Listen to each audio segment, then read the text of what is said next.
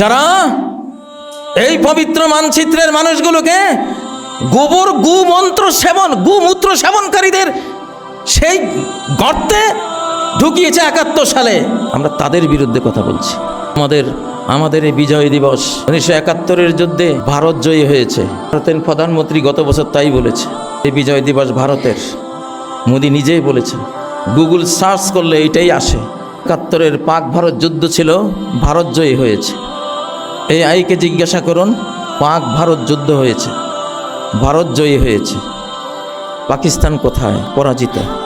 ৭১-এর যুদ্ধে পাকিস্তান হেরে গেছে, বাংলাদেশ হারিয়ে গেছে। পাকিস্তান হেরে গেছে, বাংলাদেশ হারিয়ে গেছে, তার নামে নেই। বহু দুঃখে জেলে বসে ওই কবিতা লিখেছিলাম, স্বাধীনতা তুই তাওহীদেরই আলোকমালা, স্বাধীনতার জন্য তোরা আবার মুক্তিযুদ্ধ চালা।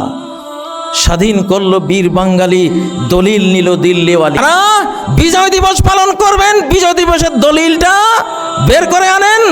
কার স্বাক্ষর? জেনারেল ওসমানীর স্বাক্ষর আছে কিনা? আমার এই বাংলাদেশের মুক্তিযুদ্ধ সর্বাধিনায়কের স্বাক্ষর আছে কিনা? কে রিসিভ করেছে এই বাংলাদেশকে, বাংলাদেশের দলিলকে? সেটা দেখান। তারপরে বলবেন এটা কি বিজয় দিবস না বিজয় হারা দিবস? এটা বিজয় হারা দিবস।